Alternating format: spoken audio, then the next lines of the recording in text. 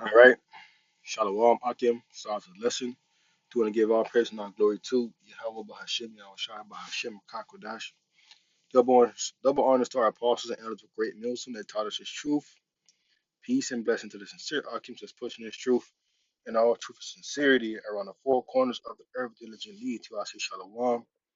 Okay, I'm the brother Yara Arayah from the Great One Stone Miami camp. And I come back to the spirit power of Yahweh Bahashim, Yahweh Shai to make another lesson. Okay, in this lesson, I'll be going to how these things have to happen for us to be saved.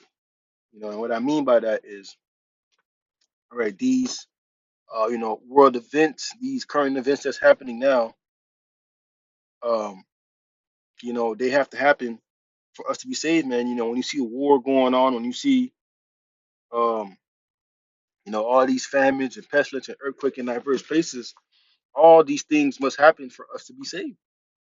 All right, these are some events that have to be, take place for the Lord to come and beam us up. Right? Going into prophecies and going into the current events. All these things were prophesied in the scriptures. All right, that's going to lead up to our salvation. All right, these things have to be, in our eyes so that we can, filter through the scriptures, and that's how we know, what times we in, man. By seeing what's happening, in the world, man. Our scriptures saying, declaring the end from the beginning, right? So, it was already prophesied for all these things to happen. It was just a matter of time, for these things to happen, man. Seeing, what's going on with Iran and Israel and the United States. These are not just little things that are happening, man. These are big events that are taking place, man. These are, events that got to take place for for Yahweh Shema Shah to come back. Okay, and we are, and we understand that. All right, when these things happen, we not aren't to get frightened, or get scared because we understand, who these things are for, man. All right, these things are for the wicked. All right, when we go into famine, pestilence, all these things, those things are for the wicked, man. That's not for us. Okay, but we was going into camp. All right, earlier today, it was going to how Esau got to get put out of power. All right, by Yahweh by Shema Shai coming back, and ultimately the destruction of America too as well. But there are certain things that have to take place before the destruction can happen. Okay, famine of the word. Okay, pestilence. One of the greatest things that you're waiting for, that we're waiting for, is the MOTV. That's another big thing that has to happen. You know, for us to be saved. Okay, and I got a couple of precepts lined up, and no one lesson is edifying. Okay, this is Romans 8, verse 28. It says, and we know that all things work together for good to them that love the Most High, to them according who are called according to His purpose. I'm reading NLT, and it says, and we know that the Most High causes everything to work together for the good of those who love the Lord and are called according to His purpose for them. Right, man, we understand that all things work together for those that love the Most High, man. All these things that are happy and how happening now have a purpose and have a reason why they're happening. All right, when you go into famine, when you go into okay, when you go into war, okay, we understand that these things are not for the millions of the Lord. Okay, we know we are going to have to go through it, but it's not for us to partake of, man. All right. Scripture talk about, Lord, Lord created, the wicked for the day of evil. So all these things that we're seeing, okay, the mark of the beast, famine, pestilence, earthquake in diverse places, war. These things are not for the men of the Lord, man. Because guess what? The men of the Lord are doing what they're supposed to do now, so that we are going to see these things, and edify ourselves and ultimately edify the elect, and that's going to boost our faith because we understand that. All right, it's not just an easy walk in the park, man. Okay, is certain things gotta be put in place first for us to be saved. Okay, correct. Prophecy just not gonna jump all over the place, and not go in order. No, man, things have to go in order. Just because we see that Iran and Israel, get into a little, mini war, they're not, that prophecy with, when he calls it all both small and great. Okay, the prophecy of the RFID chip, that's just not going to go out the window just because Iran and Israel is at war. No. Okay, and we understand that the scripture, least of the flocks, I'll draw them out. Okay, going into those 1948ers. Okay, Amalek. All right, that those things are happening, yes, but there's still prophecies that got to be taking place. Esau still got to come with his persecution. Okay, Esau still got to come with that, that famine of the world where he tells us, all right, no more going out on the highways and byways. These things still have to happen. All right, we can't just sweep them under the rug and just yeah, it's not gonna happen. Our other Israelite can't just say that the mark of the beast is something else. No, that these things have to happen. Okay, for us to get beamed up in the chariots. Okay, scripture said that Lord not gonna make His word return it to Him void. It's not gonna just be the word. Lord just put it in the scriptures just for just for the hell of it. No. Okay, if the Lord said that famine were gonna happen, it's going to happen. Lord said that they're gonna come down with the RFID to the mark and the beast. It's going to happen. Okay, and and when it does happen, all that should really do is boost our faith because that's what we've been speaking about for the longest, man. Or seeing that what you've been prophesying about, seeing that what you've been speaking about is happening in front of your face, man. That should be boosting your faith, man. Okay, because you know that these things are happening for us to get saved. All right.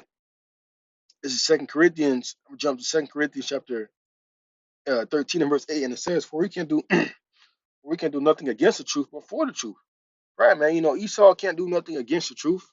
Okay, he can't just stop prophecy. No, man. All right, and in his mind, he thinks that he's just accomplishing his NWO, but the Lord got you in the trick back. Lord, right when you think that you are going to accomplish your your NWO, that's when the Lord's going to come and take you out of that position.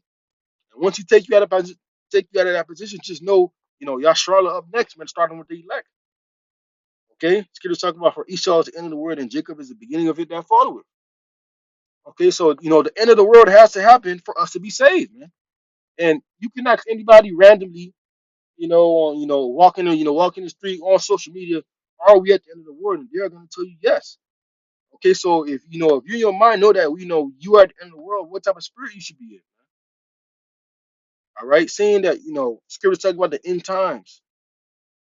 Okay, love and many shall wax cold. Jacob's trouble. Jacob's trouble hasn't happened yet too. It's happening to a on a certain degree, but all the degree of people when people are in the streets looting and ravishing their stuff, over each other. Okay, that has to happen. That's another prophecy that has to happen. And once all these things line up, okay, and Isaiah, Isaiah 41 gonna happen too. Okay. Once once love and many start waxing cold, these things start happening. Okay, that's when we know, all right, and we almost out of here. And we can see that we almost out of here, man.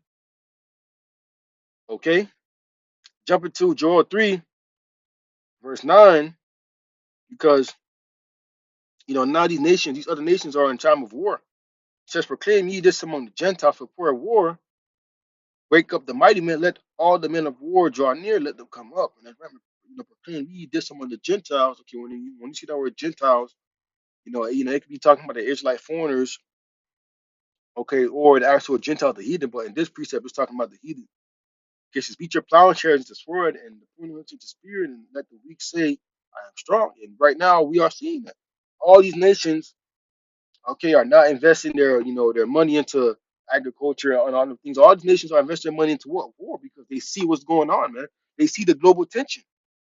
Okay, but title lesson and the title of the lesson is that all these things have to happen for us to be saved. Okay, all these little events, all these little things of prophecy has to happen for us to be saved, for us to be beamed up in those chariots, man. It says in the 11, and it says, "And come, all ye heathen, gather yourself together round about thither, cause thy mighty ones to come down, O Lord." I mean, all these heathens are going to, come together, man. And go against America. All right, scripture talking about how how the beast should hate the whore. Okay, and that whore that riding the beast is Babylon, man. And all its allies, NATO and EU, okay, are starting to turn their backs away from Babylon, man, because they see how cruel America is moving, man. It's starting with Donald J. Trump. All right, and it was prophesied of, of a cruel Lord, man. Right, but this is Amos 8 and verse 11, and it says, "Behold, the days come, saith the Lord Yahweh, that I will send a famine in the land, and not a famine of bread, nor thirst for water, but of hearing the words of the Lord. They shall wander from sea to sea, and from north even to the east. They shall run to and fro to seek the word of the Lord, and shall not find it." That's right, man. This has to happen, man. Famine of the word has to happen for us to be beaten up in those chariots, man. All these prophecies that are prophesied about in the scriptures has to happen for us to be saved, man. Okay, there's not gonna be no prophecy just left behind. That's not gonna happen. Okay, the Lord's gonna accomplish it to happen. All right, but Lowland, this lesson is edifying. With that, I do want to give all praise and honor glory to Yahweh by Hashem, Yahweh Shai by Hashem Kakwadash, double one star apostles and other great notions that taught us the truth. Peace and blessings to the sincere Akims. With that, I do want to say shalom.